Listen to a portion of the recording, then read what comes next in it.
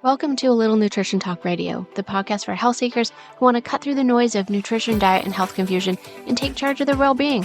I'm your host, Susan Watson, registered dietitian and certified eating disorder specialist. As the founder of A Little Nutrition Inc., a multidisciplinary healthcare clinic, I believe that health is multifaceted, and that's why our team takes a collaborative approach to integrating both nutrition and mental health support across all stages of life. We believe that health is so much more than the numbers on the scale. Our weight-neutral philosophy prioritizes providing inclusive care that empowers our clients to focus on what truly supports their well-being on their own terms. On this podcast, we're going to explore questions about health, nutrition, mental wellness, and offer a refreshing new perspective on taking care of yourself. It's not about striving for perfection. It's about discovering what works best for you. So you're in the right place. Grab a cup of tea, get comfy, and let's jump into today's conversation.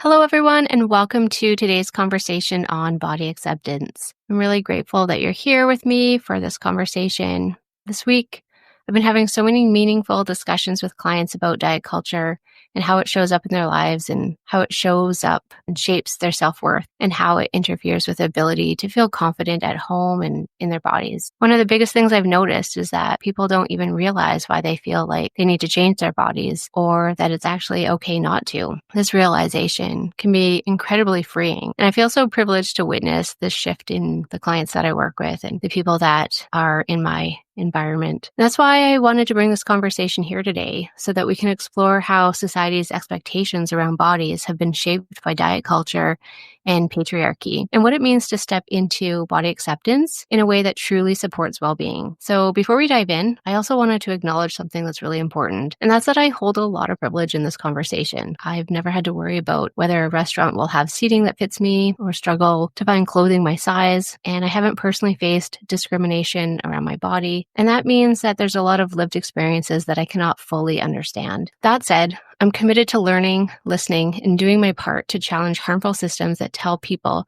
their worth is tied to how they look. I also want to acknowledge that this is just the beginning of a much larger, more layered conversation. We're only scratching the surface here, but I hope that this episode gives you something to reflect on, whether it's challenging the messages you received about your body or rethinking the way we talk about beauty and health in our culture. So today we're going to be diving into questions like, what does body acceptance really mean? And how does it differ maybe from body liberation? How have patriarchal beauty standards or the beauty standards of today shaped the way we see ourselves and others? And who profits from diet culture and these unrealistic beauty ideals? Lastly, how can we push back against these harmful messages and reclaim autonomy over our own bodies? So let's get into it today. So I have Whitney Kennelly here with me, and she is our Master's of Social Work student, and she's here with us till April, and I'm happy to have this conversation with her today. So Whitney, did you want to take a moment and introduce yourself? Yeah, thanks for that, Susan. And I just appreciate ALN so much and just being here and a part of your team. Just a bit about me too, is I just want to identify that I also white,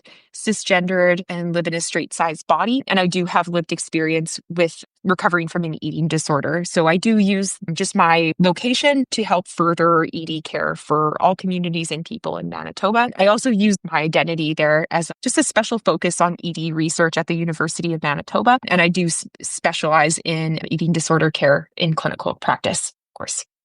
Excellent. Well, we're so happy to have you with us for this placement, and I can't believe it's actually getting close to an end. But I know that our connection will continue on into the future. I know with your experience and the work that you've been doing and the research that you've been doing, like you have a lot of knowledge in this area. And I just want to maybe start off by asking you, what does body acceptance really mean? And maybe how does it differ from the bigger conversation around body liberation? Yeah, and that's such a great question to kind of decipher the two, and they're kind of linked as well. So my understanding is with body acceptance, it's really learning about tolerating, if you want to call it that, or just really making peace with your body, even if it doesn't fit conventional beauty standards. This is often framed in recovery models as finding neutrality towards our body, changes in our body, just kind of bodies we know they change, they shift, but we're not really in a culture that accepts that, or it's really fueled to change. And there's a lot of business on changing that and not having body acceptance. And for me, body liberation, it goes a lot further. So again, there's such a history with fat activists in body liberation. It challenges systemic oppression that dictates which bodies are considered acceptable. So it's really kind of taking it from the individual and going to kind of fighting systemic oppression in bodies. You can even think it's like about rejecting the belief that self-worth should be tied to appearance at all. And again, the thing that kind of ties these two things together is feminism. So just highlighting how beauty standards are a social construct, meaning that we can strive, they have changed and evolved over time, hundreds of years. The idea of beauty has changed. But that social construct is really used to control women, marginalize bodies, and making body liberation a political act rather than just an individual journey. So that's really my understanding of body acceptance versus body liberation. Mm. Thank you very much for sharing that. And when we talk about acceptance and, how it's not really talked about accepting your body, it's always about changing or, you're not really encouraged to take up space in today's society. And I have young girls right now, 11 and 13, and the conversation is all around body acceptance and body change and accepting the change. And it's such a wonderful time to be sharing with them this celebration of bodies changing and growing and evolving. And on the other side, I look at myself and it's the other end of the spectrum where, in my mid 40s, it's all the messages that are coming out there are not about acceptance. It's not about celebration. It's not about, celebrating this next phase of my journey. And it's just very interesting because everything that's online that I see, from Pinterest to other social media platforms, it's often saying you have to change your body. You have to change it back to how it was versus leaning into this acceptance and celebration that I've had children and that my body has changed because of that and that I'm growing older and there's changes that come around that. So it's very interesting around body acceptance and how our society is not giving any messages around acceptance. It's unfortunate, but yeah, I don't hear that enough. I don't hear it's okay to accept your body. You have any kind of thoughts on that? Yeah, and I think that's such a great distinction between the two and how we celebrate this one change. And again, some people celebrate it. Some it also is very hard. Like puberty, like what you're talking about with your kids. That's such a oh, you're growing into your female body, etc. It's hard nonetheless, and there can be issues around that, but it's looked at so different than aging in middle age, right? It's like, how could we get you back to puberty almost, right? It's like getting rid of hair everywhere. It's not celebrating, it's not anticipating the changes. And I love what you're bringing up too. I think it's so political in that it's like we are not taught to age. We're not taught to sit with aging. Body changes are bad. It means you're not doing something. Rather than this could look like is again body acceptance.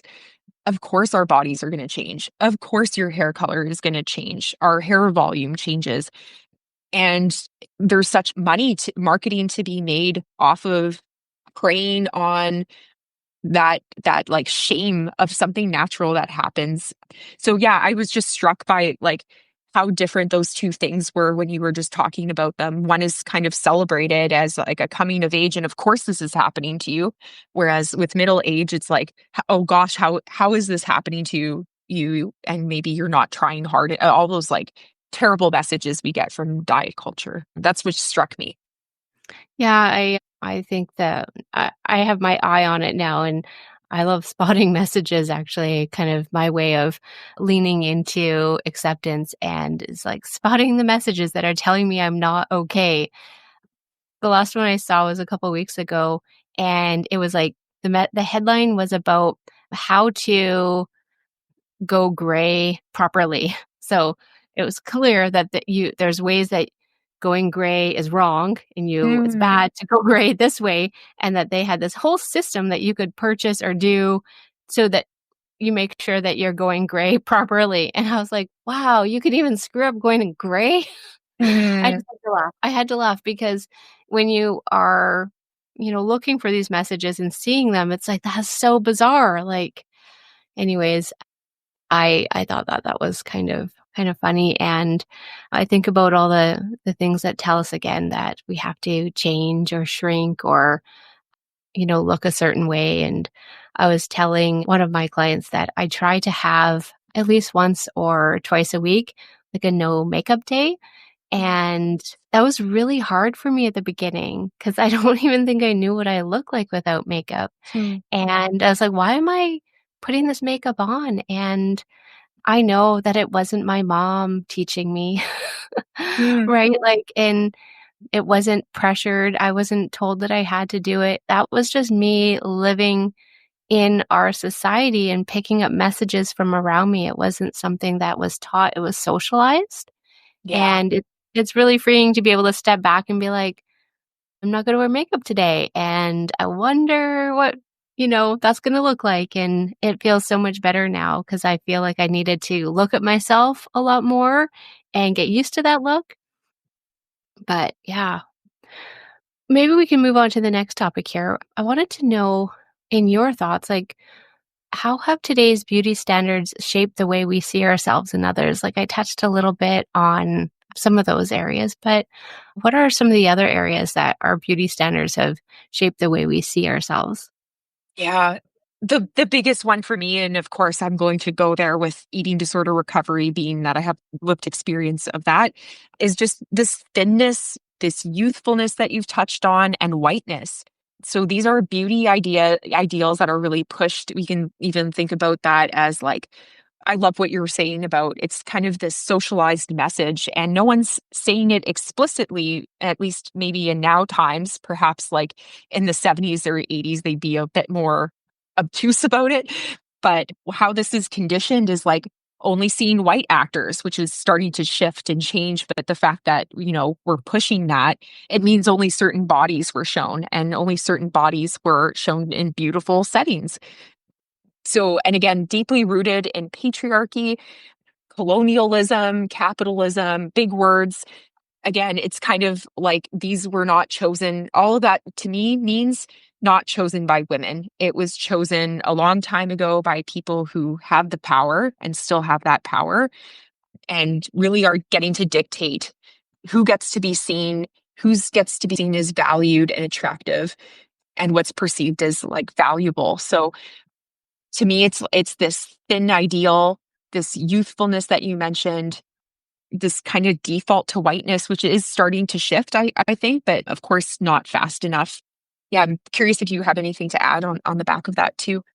I feel like because I my mom has various different types of skin cancer, and I've always been very mindful of making sure that I wear a lot of sunscreen and cover up, that I often get pressured to get a tan or to "You're so pasty," and I get this from family members, and, like, it's I think what you're talking about, like, around whiteness, there is, like, Caucasian piece, but I think there's also, in the summer, like, you have to look like a tan and a certain skin tone, and I really kinda know the harms of sun on Mm, my skin, so I think years ago, I've learned to just be like, "Whatever," like, I load up the sunscreen and I'm fine with that.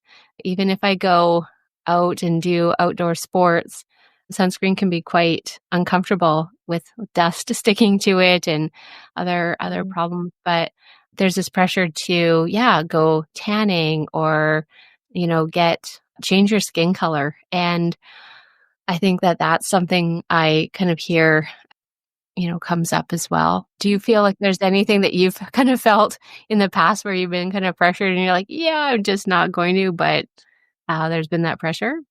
yeah, that's a great point too. And what was coming up for me is like even your point with makeup, like I'll still wear a tiny bit, and it's again, it's like, but do I even like it? Sometimes I don't, and I just still do it regardless. And it's just really interesting that it's like almost that need to wear it before you go. It's like a safety thing, but where does that come from? It's a beauty standard, right? And again, I'm Mhm. sure I don't wear that much that it would be very noticed, but I catch myself putting on makeup where maybe I probably wouldn't normally, or if I'm just staying at home, I'm happy to not.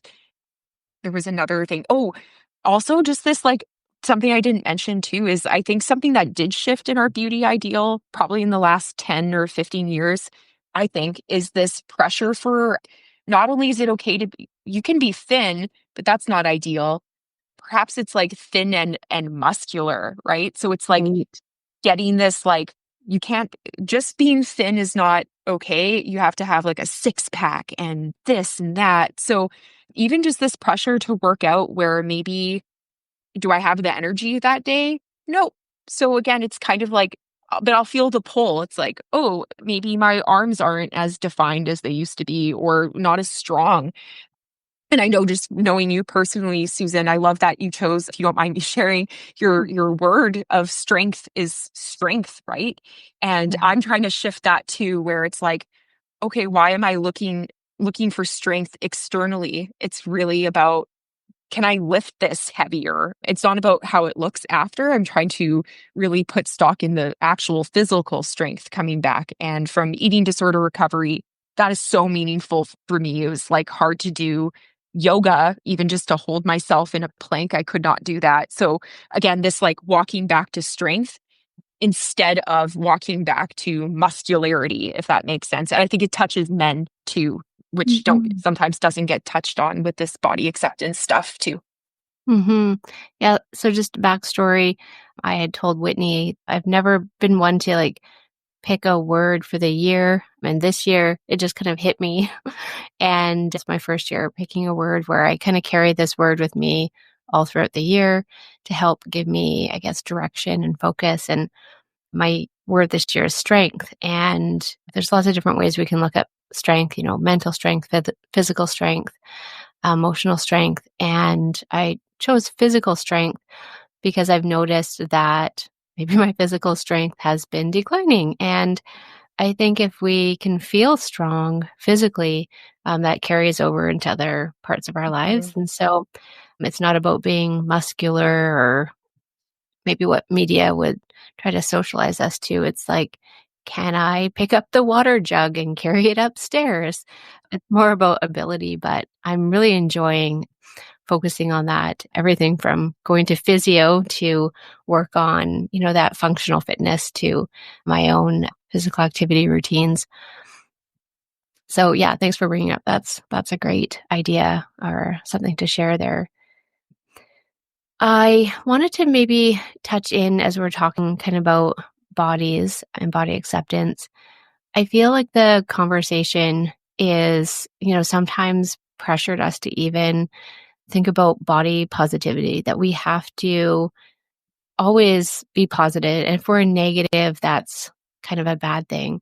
But I think body positivity can be really blown out of proportion. I know I see a lot of I guess some people get a lot of confidence and go and do a boudoir shoot and then put their pictures on Facebook. And I'm so happy for people that have the courage to do that. I don't. I don't think I ever will want to do that. Maybe being introverted, I don't know what it is, but it makes me feel really uncomfortable to be that exposed. It doesn't mean that I don't like my body, but Mm. it makes me feel like that's as you get older, that's your next stage. You gotta go and do that to be part of, say, being body positive. But I like this idea of embracing body neutrality and really just kind of being neutral about bodies. And I find that it helps me kind of pull away from that pressure to say love or shout from the rooftops like I have an awesome body. Like it just neutrality is like this is the skin that I'm in. But what are your thoughts around this body positivity movement, body neutrality, and how it relates back to acceptance? Yeah, and it's I think that's so pivotal for like just recovery and in kind of an aging all of any like just living really is being neutral about changes even.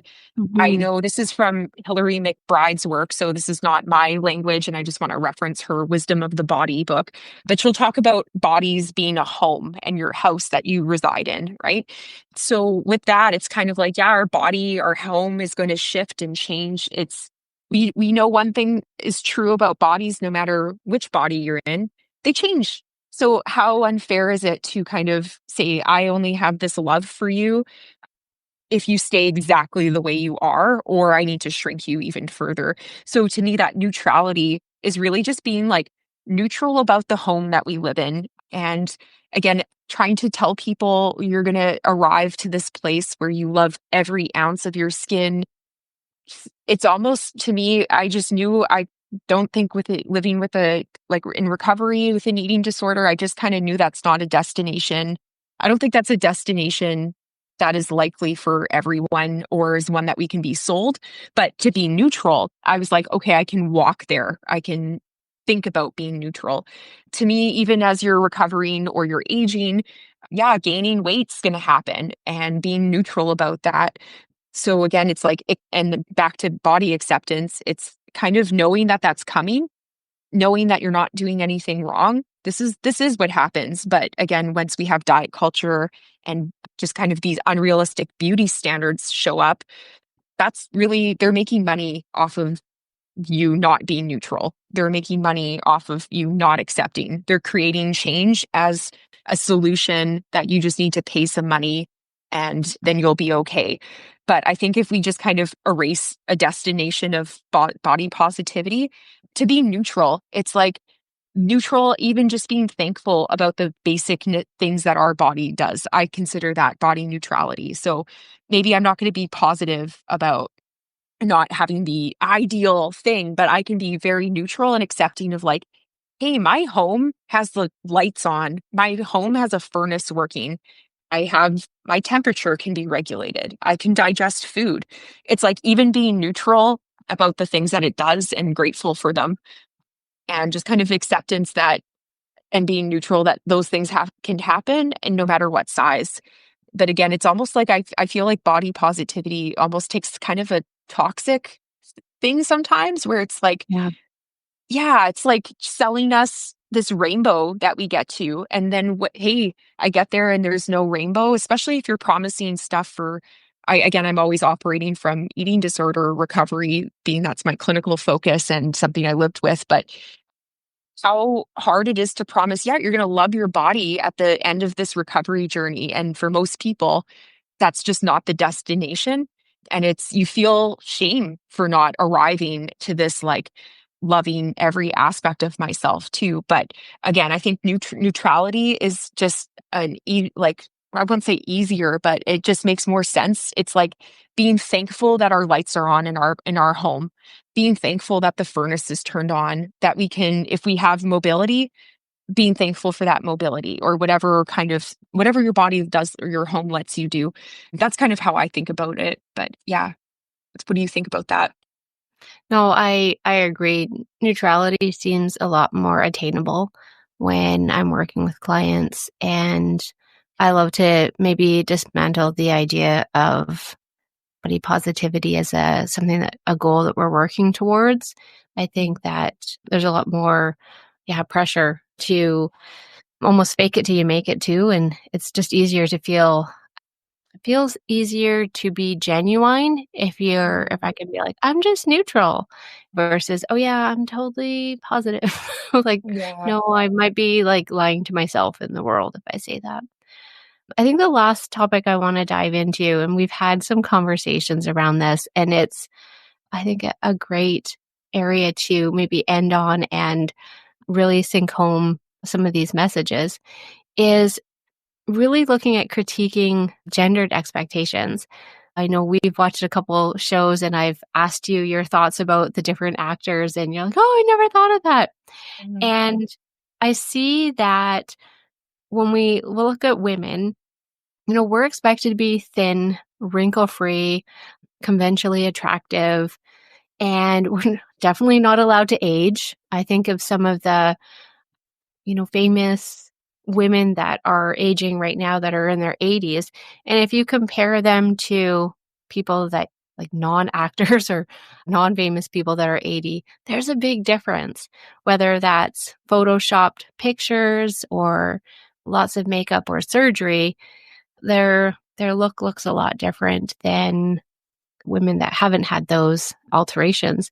And then we look at men, and they're allowed to be like older men are seen as gray hair is distinguished. And when we look at that, it makes me wonder, like, so men are allowed to age and get old, and that's okay, but women have to keep trying to shrink their bodies. I'd love for you to maybe dive into your thoughts on this kind of gendered expectations and the differences that show up in our society. Yeah, I really am feeling that with and I think it's from what our discussions too, but it's like I just have such a scope on aging, and I'm kind of just always like as you've talked about it, it's kind of your media literacy is so good, Susan, that I'm kind of like starting to grow mine. But what I'm seeing is just this absence of like strong or not even strong, just middle-aged or older female actresses who have aged without plastic surgery, stuff like that. It's like really hard to see that. I can only think of Pam Anderson, really with the no makeup thing. And I even was trying to think of movies to watch that showed that, and the only one I could think of recently was, like, Naiad, but again, it's like and there's so many articles written about how Jodie Foster and Annette Bening were so incredibly, exposed themselves for not wearing makeup, and they didn't have any plastic surgery done, and I think it was really it's like, wow, this is the first time I remember actually seeing older women, no makeup, and just really being the authentic. And it's like I can only think of one movie like that. And I do watch a lot of movies. So again, I'm just kind of noticing a lot of the standards is like who gets to be shown is Mhm. young, attractive people, conventionally attractive people wearing makeup all the time, thin, of course. And yes, this like men are given a lot more grace to age, but Mhm. and I even remember just men around me aging and how they're like, "Oh, there's salt and peppers coming in, how cute." Meanwhile, all my older or even myself, they're like, "Hey, you have, like, white hair growing." For me, it's such a point of pride. I'm like, yeah, because I'm happy. I'm like, I wasn't always sure I would yeah, I struggled with a lot of mental health as a kid, and I was not sure I was gonna live past 19, and I'm 32 now, and it's like, I love looking at my white hair in the mirror. It reminds me of, like, I'm older now. I made it. I'm like again, I just celebrate that. So, it's, like, celebrated for men, and we're taught to dye, pluck, remove all of those pieces for women. Mhm. Yeah. I think it's shifting and changing for men. I think they're starting to have a lot more pressure for, like, hair implants or different surgeries as well, and I'm just gonna encourage everybody to ask those questions and be curious and be like, you know, that actor didn't look that way when they're 40. Why do they look like that now when they're 70?" And it's always interesting because it's not much more than a Google search to find out the answer. But I think it's shifting for men as well. I can see a pressure now to change, and that level of distinguished handsomeness that is out there. I think that's starting to, the envelope's being pushed a little bit higher, the bar is being pushed up higher. So I think the first step is really to be curious and start asking questions like, if you're comparing yourself to something that you see and you're feeling bad about yourself, like, comparison is, first of all, the problem. We don't want to be comparing ourselves to others. But if we catch ourselves doing that, it's, curious about why do I feel like I need to live up to that standard? Or I always feel like the wool has been pulled over my eyes when it's like, wow, like older person looks so good for their age. And then it's like, wait a minute, what has been done? What, what alterations or editing, or I guess now it's even like AI filters to make people feel or look differently. It's an illusion. And when you Mm, say my media literacy is high, I feel like I'm on high alert for spotting these things so that I can point them out to my girls. And I think as I point them out to my girls, like I see more and more and more. So as once you start looking, I think that you'll start to notice more media messages that are, I guess, promoting these beauty ideals that are really now to the point, like I'd say they're unattainable unless you have millions and millions of dollars. So mm, we're going to wrap it up now. So thank you for this great conversation. It was really nice to hop on a call and talk about your thoughts in these areas. I know we have lots of conversations, and I hope that these messages hit home with those that are listening to it, and that again you just remain curious. Be curious about what you're looking at and how it's making you feel, and if you're feeling like you have to change, ask why or mm. who's going to be profiting off of this. But anyways, until the next episode, we will leave it here and see you later. Bye-bye. Bye. Thanks for joining me on A Little Nutrition Talk Radio. I hope today's conversations left you feeling informed, empowered, and ready to approach your health with confidence and self-compassion. If you enjoyed this episode, be sure to subscribe so you never miss an update. And if you found value in our discussion, I'd love for you to leave a review. It helps others find the show and join in on these important conversations. For more support and resources, visit A Little Nutrition Inc. online at www.alittlenutrition.com. You can also follow us on social media for more insights on intuitive eating, mental wellness, and evidence and lived experience-based healthcare. Until next time, take care, be kind to yourself, and remember, your health journey is yours to define. See you in the next episode.